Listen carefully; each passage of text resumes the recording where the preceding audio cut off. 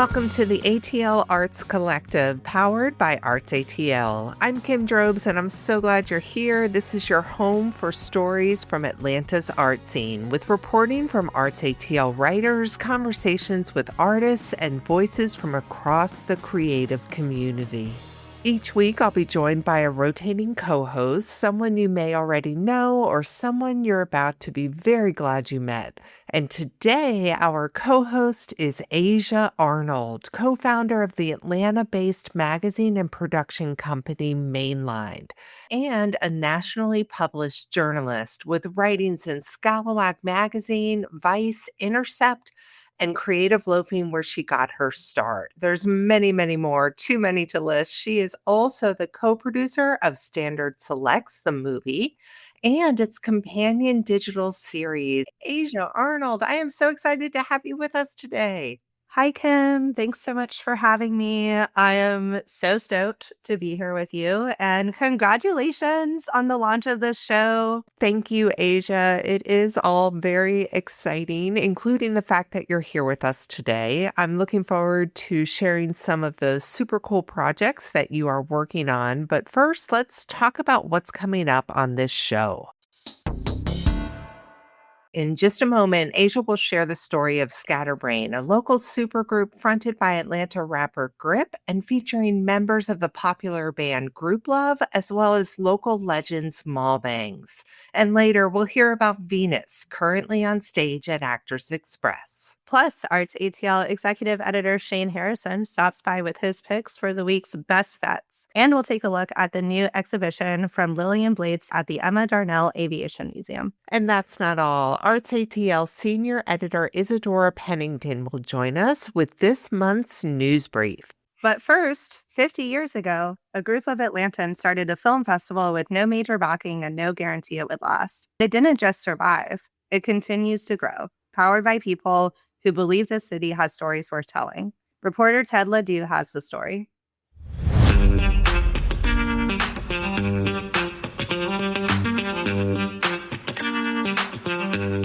This year, the Atlanta Film Festival turns 50. There's less than 10 film festivals nationwide that have turned 50. So it's a big deal for us, but it's a big deal objectively.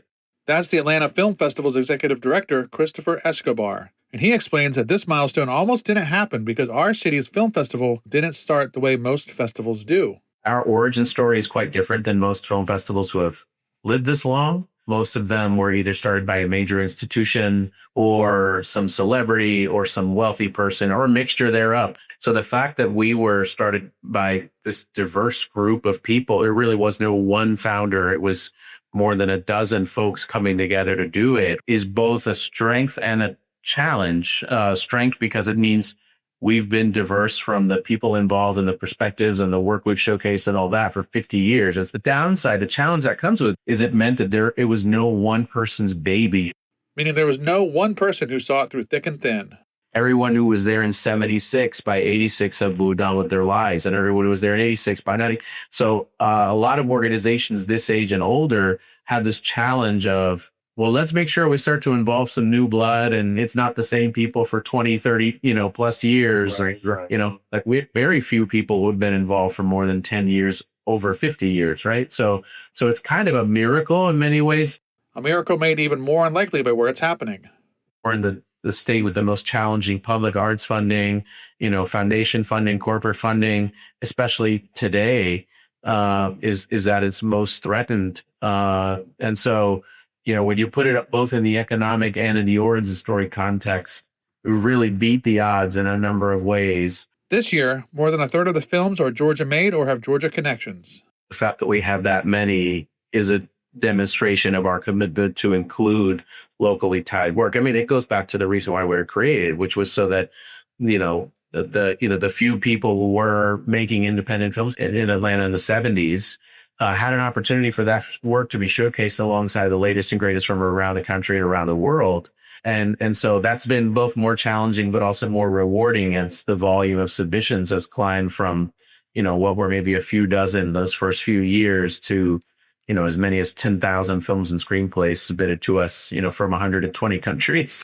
But maybe the most important thing the festival does is something harder to measure. What's really interesting, if you listen to interviews of people whose work you admire, a lot of them have this moment where they were like ready to give up, and something, gave them an opportunity, gave them that validation. Sometimes that moment happens here. Spike Lee tells a story where it was after he got selected, played it, and won the Atlanta Film Festival. The validation that gave him internally was what he needed to decide, okay, I am going to pursue becoming a filmmaker. Because if it wasn't for that moment, he would have been pursuing a career in radio. 50 years in, the festival isn't just looking back, it's looking to the future. Despite the fact that we have a lot to celebrate, I personally think, and I think a number of people do, the Atlanta Film Festival should be much bigger than it is. And I think it's important for us to talk about and examine why it's not and what are the challenges. And do we still want this to be the same size festival the next 50 years, or do we want more? I think most of us want a little more. This year, the festival will present around 150 local and international works representing 50 plus countries, aiming to support artists, foster artistic growth, and promote film and media arts. We create great experiences for people to share them collectively and as a community. The Atlanta Film Festival and Creative Conference begins tomorrow and runs through May 3rd. More information is at atlantafilmfestival.com. That story was based on an interview by film reporter Steve Murray, and you can read Steve's full story at artsatl.org. Aja, do you have any plans to attend any film festival events this year? I'm going to try to go to the Atlanta Film Festival to see a little movie called Frogtown, which involves a couple of my musical favorites on the musical scoring, one of whom is Mason Palanti, who is part of Scattrbrain. They really are a super group. Well, you're pretty super too, and I am so taken with your passion and your drive and the career you've made for yourself. So let's chat a little more, and let's start with Standard Selects. So your movie, Standard Selects, in the digital series of the same name, came from your involvement with Mainline and a partnership with Atlanta's Standard Electric Recorders Company. I saw the movie. It's so good, and it highlights some of our city's best indie bands. Would you share a little more about the format and how it came to be? Thank you for this beautiful question and everything leading up to it. I'm so honored to hear those words, especially from you. Standard Select Season 1 is dropping every Tuesday and Thursday on Instagram and YouTube. The easiest way to find it is Standard Selects on YouTube, or folks can follow Mainline on Instagram. That's at mainline_ATL, or follow Standard Electric Recorders Co. You can just type in Standard Electric. Every Tuesday is a live in-studio performance of one of our season's artists. And then the Thursday is the complimentary full-length interview that we did with the artists when they came to the studio. And this collaboration came to be through Damon Moon, who is the founder and live engineer of Standard Electric. And I randomly hit him up last year on a whim and an intuitive feeling, just a feeling that Damon and I should talk. But I was like, is there anything we can do together? I just have a feeling. And he was like, actually, yeah, I was going to ask if you could help me relaunch this series that I started before COVID, and it's been on hiatus since the pandemic, but I would really love to bring it back. We said yes, and we didn't even know we were going to do a movie until our second day of studio time. We made that movie in 6 weeks. That's amazing. So what happened that second day that you were like, oh, yeah, we need to do a movie, obviously? I've got to say it wasn't me that said that. It was Sydney Ward who said that. Full credit to Sydney, who is Damon Moon's life partner, but also business partner. And she is the director of Little Troublemakers, the music school indicator, and also in Grant Park. And she is one of our camera operators and also a producer. She is a producer of this whole series. The producers are myself, Damon, Sydney, and senior music editor Autumn James of Mainline. And on the second day, Sydney said, we should make this a movie. It's like, yeah, let's do that. And then we did. And then you had a premiere at the Plaza that was sold out. Did you expect that reception? I did not anticipate it. It was just, I don't have words for it, but that's where I saw you. And I was out of my body the whole time. So Well, the audience loved it. I loved it. I am a huge indie music fan. I still do try to go see shows when possible. And you highlighted a couple that I knew of and already liked, but you turned me on to so many that I had never heard of before. Can you talk about a few that are highlighted in the movie and in your series? Sure. I would love to just talk about some of the episodes that are currently out so people can go watch and experience for themselves. Major was a couple weeks ago, and I loved Major's piece. I loved the song. The interview spoke about, how he sees Atlanta and how Atlanta kind of fits in the way that we do things here and the earnestness and folk art sense of community and build it yourself ethos that we have here out of necessity. That is something I really like about Atlanta. Baums, their episode is out now. Incredible band. I love Baums and their mix of prog rock, and the front person of that band is very influenced by the band Yes and Led Zeppelin. And like you would not maybe guess that from the music initially, but just incredible genius. The interview is very good as well. And finally, I got to give it up for Muelas, which is a new up and coming band that have so much buzz in Atlanta right now. A very powerful performance. And of course, Upchuck. We love Upchuck. Mainline's been following them since they started and covering them. And it was just great to be in a studio setting with them and have them to be part of this movie and series.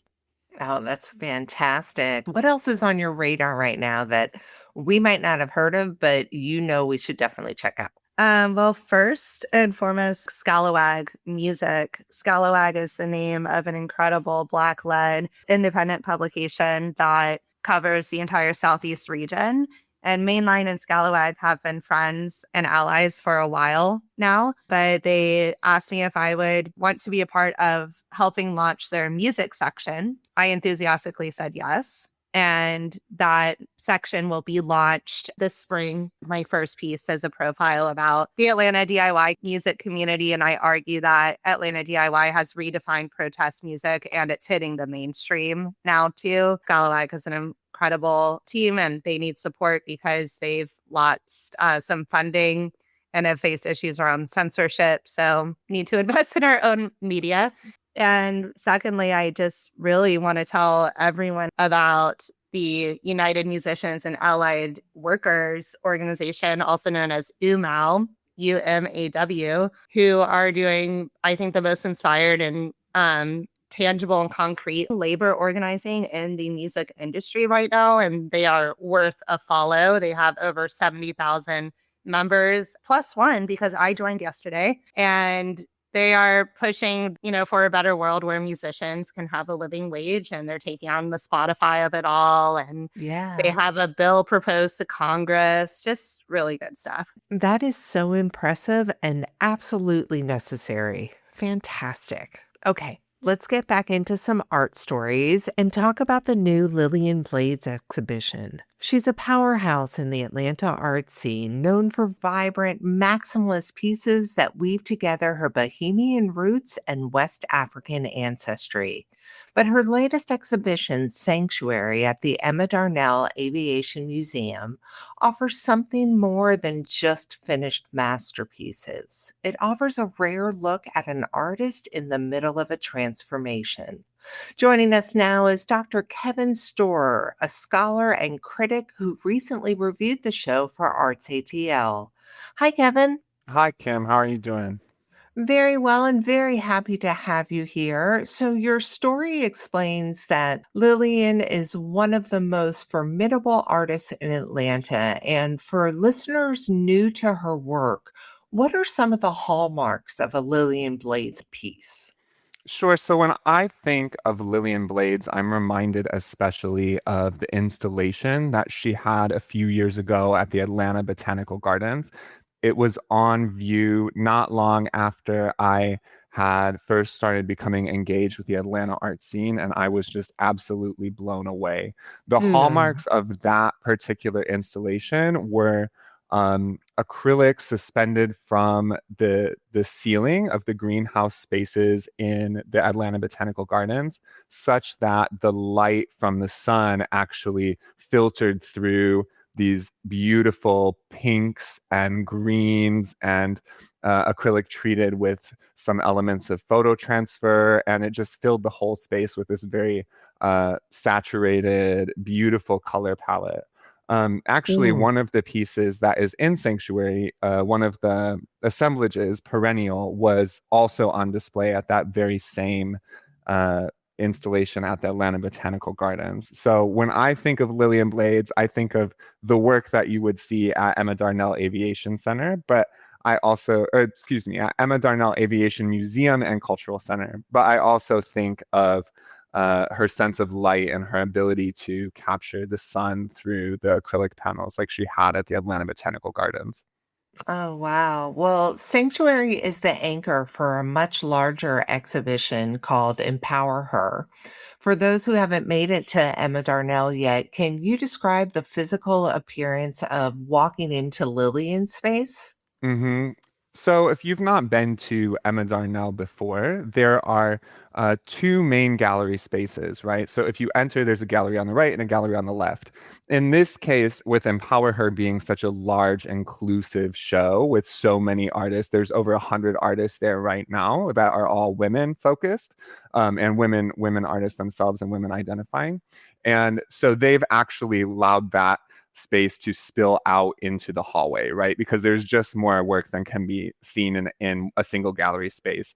But much of that work is on the left. Lillian's installations and her solo exhibition at Emma Darnell presently are in the gallery space on the right. So you'll actually walk through some Empower Her artists in order to reach Lillian's space.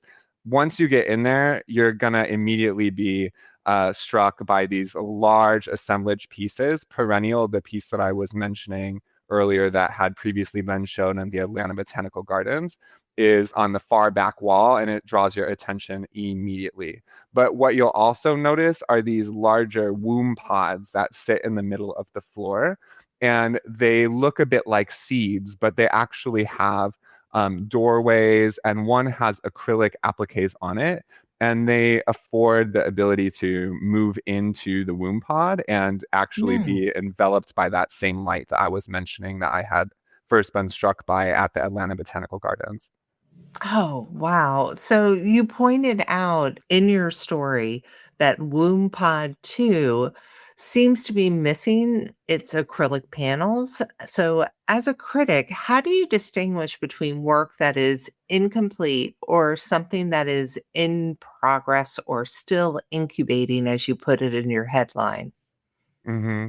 Yeah, that's a good question because I do think, um, part of arts criticism is to help folks that maybe don't know how to read those tea leaves or know how to read the signs, understand why does Womb Pod 1 look finished? Why does Womb Pod 2 not look finished? The secret here, which Lillian Blades, of course, would know as a very seasoned artist, is that there's also maquettes over toward the left of the gallery space, at left when you enter, that show a smaller version that indicate that Blades is working through some type of material exploration here.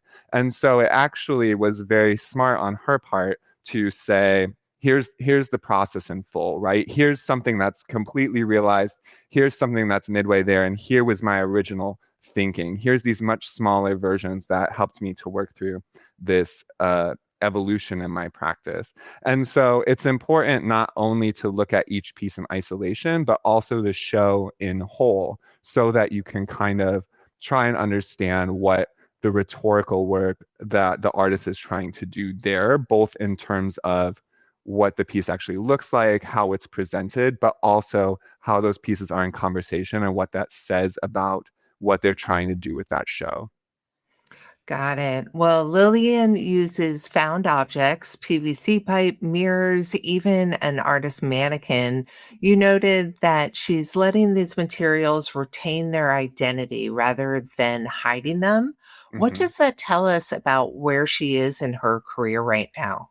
So I am a big fan of assemblage art, and assemblage art has these really deep roots actually in the American South and in the African diaspora.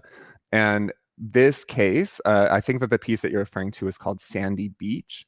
Often in assemblage work, the items are assembled onto a panel, and then there's very intense coloration placed over top of the elements such that it becomes much more abstract and not so focused on the individual items that are actually in use. It's almost as though there's an abstract or like a color field painting done in found object materials. When you start to see things like red labeling on the PVC pipe and like a whole mannequin that's very identifiable, largely because it looks like a person, right? And our brains are kind of trained to see people in things. That's why you see faces everywhere. But these elements of allowing the materials to speak for themselves, I think, point to the maturity of Lillian Blades as an assemblage artist, because she's not just using them for texture, she's also treating them as having a specific material history and as objects that are whole in and of themselves and can retain that quality. You've said that witnessing an artist mid-stride is more exciting than seeing perfection. You touched on this a little earlier, but could you elaborate on why a casual gallery goer should value an unfinished study as much as a polished masterpiece? Oh, yes, absolutely. So when you have artists of this caliber, it's very rare actually to see something that's in progress, because there's so much pressure placed on artists to present something very polished, to present something that's very thought out, especially in an exhibition that is local to where Lillian Blades is practicing and is going to have huge attendance because it's in coincidence with Empower Her, which was more than 100 artists who are all bringing their friends, all bringing their family. So not only are we getting these moments that like summations or perennial, that are these kind of more classic Lillian Blades pieces with the impact that you expect and that precision that you expect from her, you're also getting this more intimate insight into what Lillian Blades practice actually looks like and how that unfolds. And it's almost a bit like you're seeing something biographical about her and about her work, not just the finished product, right? That's great. That's great. So if Sanctuary is a signal of what's to come, where do you think Lillian Blades is headed next? So I think we're going to see more womb pods like womb pod 1 with the acrylic, potentially something that goes outside. If I know her skill with working with sunlight as a light source, I think that we might be able to see something that is public. She has a history of working with public institutions and public installations. And this is a very natural trajectory, right, for folks that have maybe seen more of Lillian Blades' work, where at the Botanical Gardens, as I had previously described, it was a bit kind of dangling overhead, right? And then she recently had a solo exhibition at the museum in Sarasota that created these kind of veils that were suspended from domes, and the acrylic came down from the ceiling and you could walk through it like a wall, right? And now in this case with a pod, it's almost enveloping you. It's almost embracing the viewer, right? It's not just overhead. It's not just next to me. It's completely around me. And so I'm wondering if this is not a very natural evolution, actually, of what we've seen from Lillian Blades over the last couple of years. And I'm excited to see where it goes. Fantastic. Dr. Kevin Storer, thank you so much for speaking with us. Thank you, Kim. You can read Dr. Kevin Storer's full story on artsatl.org. Well, it is time for Aja to take us down the Atlanta DIY rabbit hole. This is the story of Scattrbrain.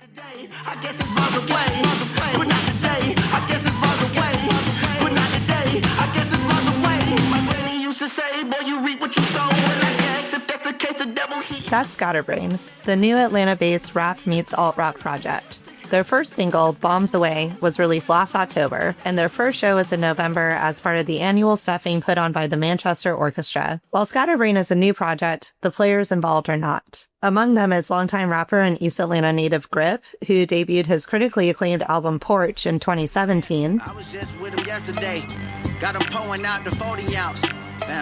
I just be one of many more announced. Hashtag before my name when they showing support.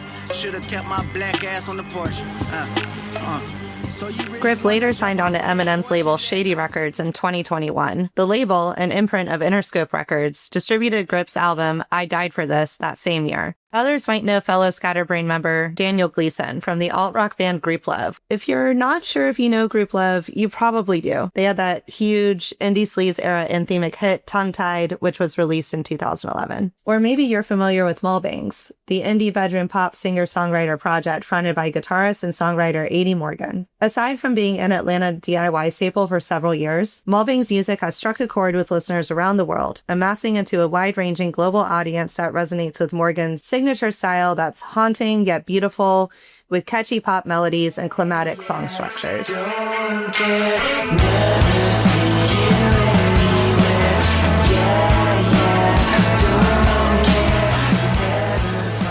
All of these people and more make up Scatterbrain. Melancholy melodies on the radio. Uh-oh, down in the way we go. Might not come back outside no more.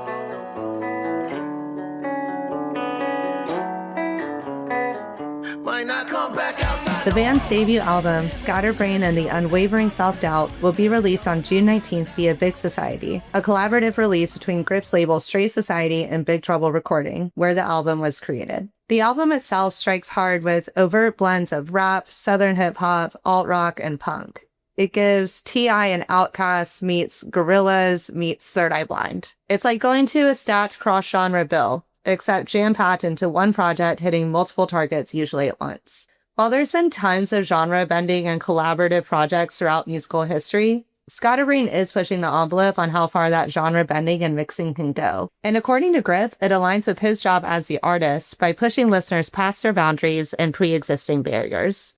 That's my job as a musician to challenge the listener either way it goes. Can't do the same thing over and over again. Like, you got to push it.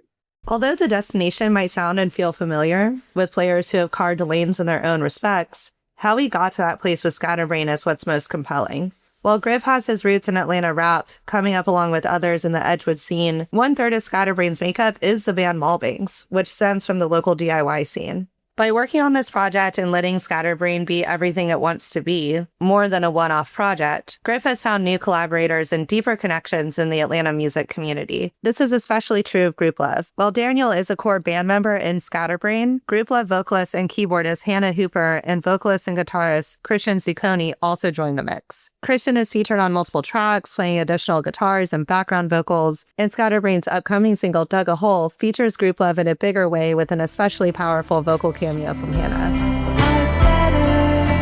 So you dance on the side of the highway. It's a life of a guy who is lonely. I get in my own way, don't I? This whole thing won't I love? I love you, bring it more. The single will be released on all streaming platforms on April 24th. Daniel explained that this song for him is a bit of a surprise. He wasn't even sure if it would end up on the album. It's just a different emotional space. It ends up being kind of like the whole album arc kind of leads you to this moment of that song. So it's perfect for the album. But, I don't know that we knew what it was going to be. Grip elaborated, saying the song fits in a bigger story on the album and sits right atop a through line of self-sabotage and self-aggrandizing melancholy and how that can turn a relationship ill beyond repair. The album touches on these themes. I think by the time you get to Dug a Hole, which is toward the end of the project, it's this person realizing like the path of destruction that they led with the self-sabotage and with just like the whole emotional roller coaster that you done been on. You've taken people with you. It's kind of like, damn, I might have to take this on the chin. Like, I realized like that I've ruined relationships, and sometimes it's just like, hey, I gotta lay in this bed I made. It's a life of a guy who is lonely. I get in my own way, don't I? This whole thing won't I love? I love you, bringing more pain, so Since the outbreak of the COVID pandemic in 2020, the Atlanta music scene has grown past its own limitations because it's had to. Artists aren't pigeonholed the way they used to be. Working class artists have more creative community and support. Queer folks and people of color are center stage in the limelight more than ever before. And it's extremely common to find yourself at a local show catching a rap artist, an indie band, a hardcore band, and an electronic act all in the same night. It was a show like this in late 2023 that brought Mulvaney's and Grip together. There, Grip and 80 met and exchanged numbers. Eventually, Grip followed up with hopes of working together. The two combined forces with the added arsenal of the entire Mulvaney's crew in Gleason's studio, Big Trouble Recording and Little 5 Points, writing over 50 songs. The band spent about 70 days in the studio during a 13-month period. Daniel compared their time in the studio to that of crazy momentum you might see during a basketball game, where a team hits their goals one after another, after another, after another. And all of a sudden, you're just all thinking on the same page. And if for whatever reason, it's like, it's like playing basketball and all of a sudden you get on a heater and you've made 10 in a row and you're like, something special's happening, but I don't know where it's coming from, but like, it's feeling good. So let's just keep it going. 80 from Mulvaney's described the formation of the group and the songwriting as very serendipitous and said that in the studio, the band never felt like they were writing bad songs, falling into something new every time they walked into a session. Grip said that was the most magical thing about working on this project. To him, Scattrbrain was an idea before he met any of his current bandmates. The original concept was, in some ways, fake. The original concept was a fake band, like in the vein of like Sgt. Pepper's. So even in the concept of the album, the band still doesn't exist. It's literally just Grip telling you the story, but it's just like, it's all in my head. So it's just my psyche and just like a deconstruction of that.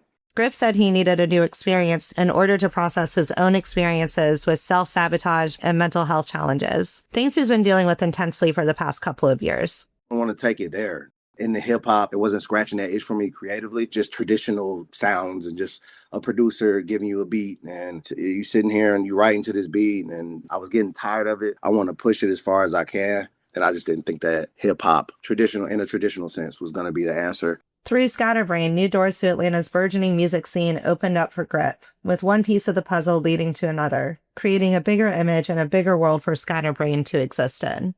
Atlanta as a whole, man, it's so rooted for me in how I grew up, just like hip hop, and then watching it evolve and becoming a part of it and being in that underground scene, Edgewood, and seeing my peers reach levels of stardom. You're realizing like, damn, man, like Atlanta's like, it's birthed a lot of creative people who are able to make it to like larger platforms. I love it for that. I do feel like kind of it's very competitive and it's a lot of gatekeeping that goes on. So I think that people think that it's like more community than it is, which is why someone like me would be essentially searching for a community. Through the power of community and creative chemistry, Scattrbrain has found their momentum. None of the individual's credentials would matter if the magic wasn't there. Scattrbrain is taking risks in areas where other artists are afraid to take leaps. With it comes the reminder of sustaining our humanity and betting on ourselves and each other in spite of our own self-drama. Scattrbrain and the Unwavering Self-Doubt will be released on June 19th. For the ATL Arts Collective, I'm Aja Arnold.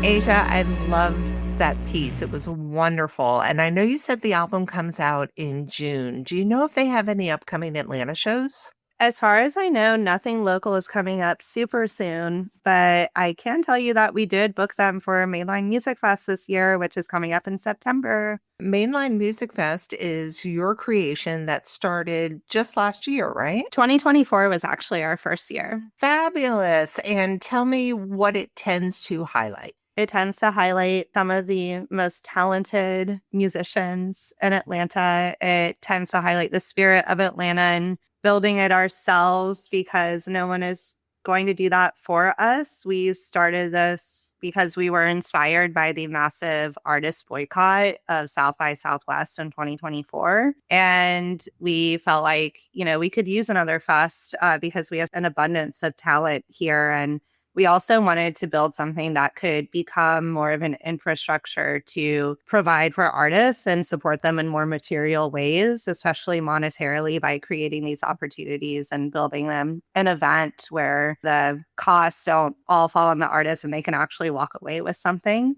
So this year, September 11th through the 13th, we will be having Mainline Music Fest across different venues throughout the city, and we'll be releasing an official announcement on mainlineatl.com next month in May. Aja, I love your activism and I love how much heart you put into your community. Thank you for sharing that. Well, it's time now for an ATL Arts Collective news brief. ArtsATL editor Isadora Pennington joins us now with details on some stories that affect our arts ecosystem. Hi, Isadora. Hi, Kim. Thanks for having me on. Pleasure to have you here. So what do you have for us today? Well, first off, congratulations are in order. Lauren Jackson Harris, a senior level curator and arts professional, has been announced as the next executive director of Dashboard. Oh, that's really exciting. It really is. It's a great development for a very important local arts nonprofit that has been developing and producing site-specific art installations in Atlanta and beyond since 2010. The organization was originally founded as a co-op by Courtney Hammond and Beth Malone, and in the years since, it has been responsible for some of the most dynamic arts installations in the city, including there was a choral performance by the Trey Clegg Singers during the 2025 site event at the Goat Farm last year. There is currently a year-long exhibition of Muskogee fashion in downtown Macon, and there's an Alleyway of Colors canopy installation that was in Fairburn last year. That is so cool. I love Dashboard. Once upon a time, they did a glow-in-the-dark ramen shop, and it just made me so proud to live in Atlanta. I'm like, this is one of the coolest things. Yeah, I really love how they make things very immersive, and it's a unique way of doing site-specific, public-facing art experiences for all. I think it's really cool. Totally agree. So what do you think Harris can offer to the new role? I think Harris is great for this role. She's a longtime arts professional, and she's actually served on the board of directors at Dashboard since 2024. She has a lot of experience working as a curator, a program director, and an educator. I'm sure that with all of her knowledge and expertise paired with her connections to local artists, this is going to be a great fit. That's fantastic. All right, what else do you have? Well, next up is less happy news. The Atlanta Art Week has announced that they are going to postpone their 2026 event. This is an annual art experience that was founded by Kendra Walker in 2022, and they had a really ambitious start with expansive programming across the city and in most major cultural institutions. Oh, wow, that is such a shame. Do we have any idea why? Well, the announcement of this postponement highlights evolving market conditions, instability, misalignment, and a lack of necessary infrastructure to put forward the event in a manner that's in keeping with the Atlanta Art Week's overarching vision and standards. I'm hopeful that with this intentional pause, Walker and her team are going to have the time to develop the program and come back with a bang in 2027 because it's a really special homegrown event. Indeed. Here's hoping. All right, what are we closing with today? Well, the last shout out today is to Earth Gang, which is a Grammy-nominated MC duo based out of Atlanta. In addition to some really cool genre-bending music, they are now expanding into books with Wheel of Fate, which is a comic book series that's going to follow the musicians as they strive to save the world through the magic of music. Who are they saving the world from? Less of a who and more of a what. In the inaugural issue, the MCs travel to Tokyo, where they tap into ancient music to combat humanity's destruction at the hands of a sentient AI that is built from humanity's worst impulses. I love how these creatives have expanded beyond the confines of music into a world-building comic book series that's going to confront very real issues of the modern age. But that's it for this month's news. I'll be back in a month, and I'll keep you updated with all the art news you need to know. Thanks for having me. Isadora, thank you for stopping by. We really appreciate it. You can read Isadora's full news brief on artsatl.org. Thank you, Aja. In a moment, we'll hear about Venus, currently on stage at Actors Express. Back in a minute. Support comes from the Atlanta Symphony Orchestra, inviting you to Symphony Hall, where concerts await all music lovers. Choose from classical masterworks, movies in concert, or an evening with your favorite rock, jazz, or Broadway stars. Their stage shines with guest stars like Guster, St. Vincent, violinist Joshua Bell, and LaDussy. Plus, you can make them part of your holiday tradition with a variety of festive performances for the whole family. Tickets are available at aso.org. Welcome back to the ATL Arts Collective. I'm Kim Drobes, here with our special guest co-host, Mainline Magazine's Aja Arnold. Hi, Aja. Hi. Now, how about a little dark comedy? Venus, a new play from the creator of HBO's The Flight Attendant and Netflix's Dead Boy Detectives, just opened at Actors Express. It's a dark romance full of twists and turns, and ArtsATL editor-at-large Benji Carr has the story.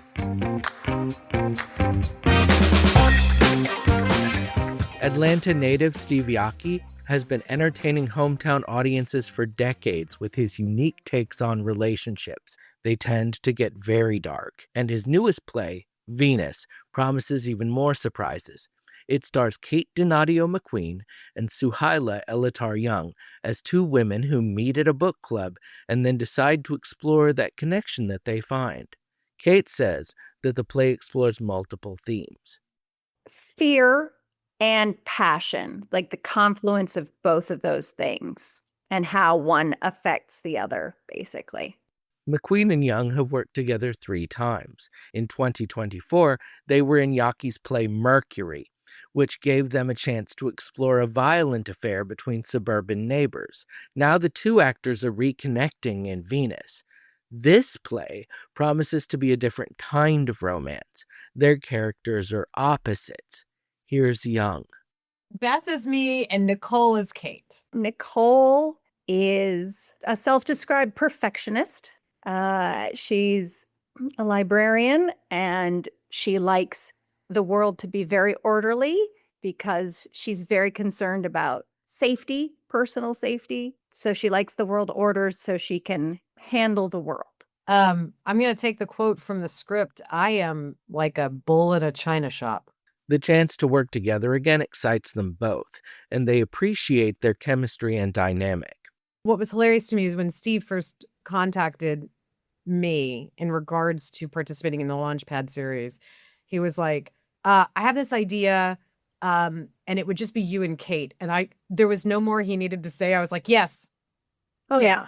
Yes. Just yes. Can I be on stage with her again? Can I be on stage with my friend who I've decided is, I hope that we are like the Meg Ryan and Tom Hanks of chemistry on stage. I would work with Suhaila in every show for the rest of my life. That would be my favorite. She brings such an ease and charm to everything that comes out of her mouth. She is instantly someone you want to hear more from.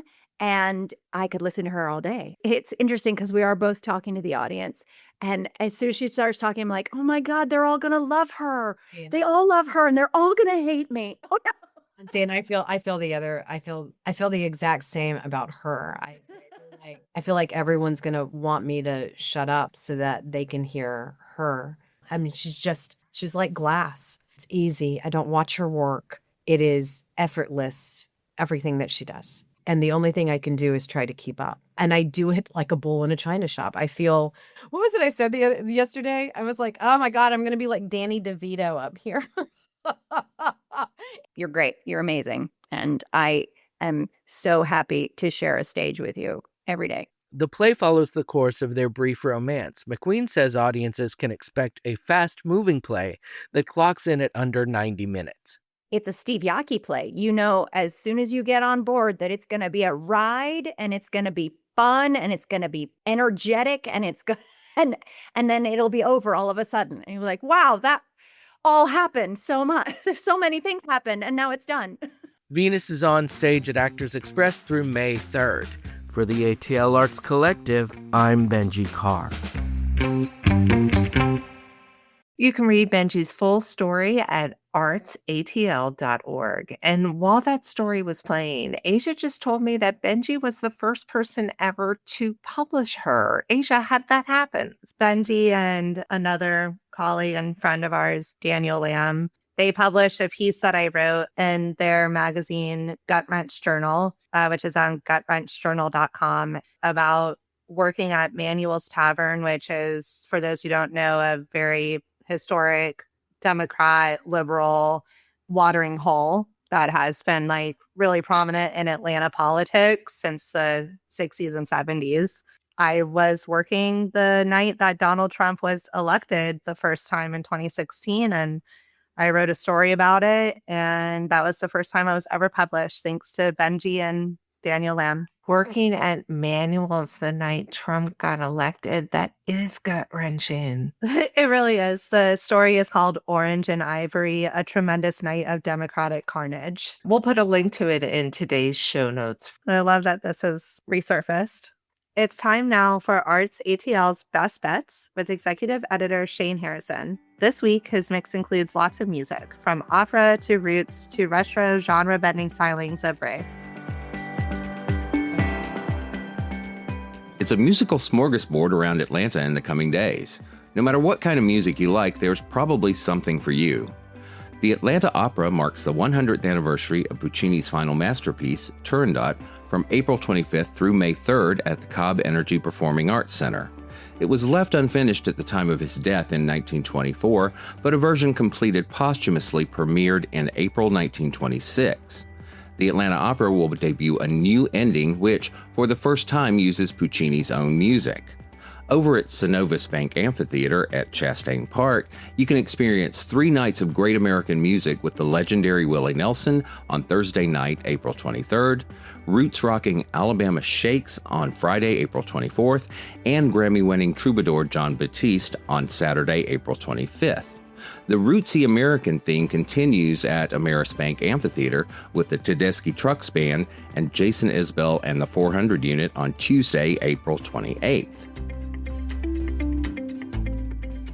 Things get more global at Symphony Hall with a program that melds Afro-Caribbean, Central, and South American traditions as the ASO welcomes Nicaraguan conductor Giancarlo Guerrero and Venezuelan trumpeter Pacho Flores for concerts on Thursday, April 23rd and Saturday, April 25th. The evening will include works written by and for Flores, along with Astor Piazzolla's tango-infused Sinfonia Buenos Aires. Sunday, April 26th, the Georgia Boy Choir International Festival returns to Atlanta Symphony Hall, with Finnish choir Cantores Minores joining the Georgia Boy Choir on stage to perform Symphony of Psalms by Igor Stravinsky and more, accompanied by a full orchestra. If you're looking to get outdoors this weekend, check out the Inman Park Festival and Tour of Homes April 24th through April 26th on the shady streets of Inman Park. In addition to the usual festival fare, this event puts a spotlight on dance.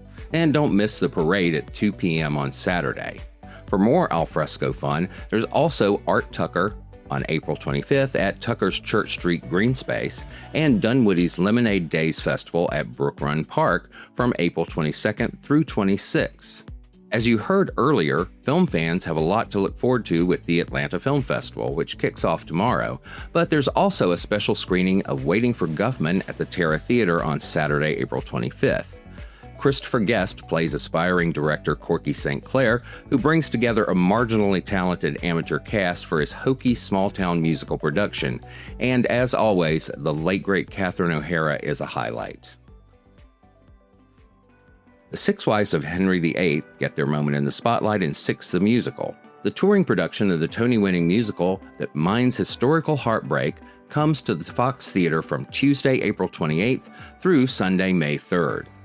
And there's one more musical moment of note coming early next week. Do yourself a favor and experience the roof-rattling vocals of UK pop sensation Ray at the Coca-Cola Roxy on April 28th, especially if you're among the many who miss the late great Amy Winehouse. She's touring behind her second full-length studio album, This Music May Contain Hope, which was released at the end of March. Next time Ray comes to town, she'll likely be in a much bigger venue. For the ATL Arts Collective and ArtsATL, I'm Shane Harrison. Shane actually curates an even longer list each week, and you can find all of his picks at artsatl.org. Well, we have reached the end of the show, but before we go, I want to give a big thank you to my co-host today, Aja Arnold. Thank you so much for having me. I admire you and your work and your career, and I'm just so honored to be here with you, and thanks for just giving me a shot to come on your show and talk about my favorite thing in the world, music. That was wonderful. Thank you, Aja, and thank you for listening to the ATL Arts Collective. You can join us on social at ArtsAtlanta and at ATL Arts Collective. Let's lift the artists shaping Atlanta together. Show up, spread the word, and be part of the community. You'll find pictures and links related to today's show at atlartscollective.com. And while you're there, consider buying the podcast a cup of coffee via our Patreon donation page. We need to stay caffeinated to keep you connected, and your support helps us not just with coffee, but also production costs. Stay with us. I'll be right back with a look at what's coming up next week. Support comes from the DeKalb History Center. Enjoy their free museum, archives, and history programs Monday through Friday from 10 to 4 and Saturday from 10 to 2. Visit DeKalbHistory.org to explore DeKalb's rich history. And from the Arts Exchange. Join their 4th annual Spring Fling Poetry Slam on Saturday, April 24th to see 12 poets compete for the $1,000 grand prize. More information, tickets, and newsletters at artsexchange.org/upcoming events. Welcome back. Please subscribe, review, and rate the podcast on your favorite provider. It really helps others find the show. Our theme music is K. Michelle Dubois' Hit the Deck from her album Astral Heart, courtesy of Wicked Superb Records. Next week on the show, the one and only Lois Reitzes joins us as co-host and brings us the story of Nikki in the Garden, the new sculpture exhibition coming to the Atlanta Botanical Gardens next month. Plus, we'll hear about the upcoming Wigwag Festival in Avondale, and Gulch Magazine's Jasmine Henschel and E.C. Flaming join us for their new monthly segment. It investigates how local creatives avoid being starving artists. The ATL Arts Collective is part of the Wordplay Collective podcast family. Check out our sister show, In Pieces with Our Land, for conversations with artist Our Land about some of his most well-known pieces. Thanks again for listening. I'm Kim Drobes, and this is the ATL Arts Collective.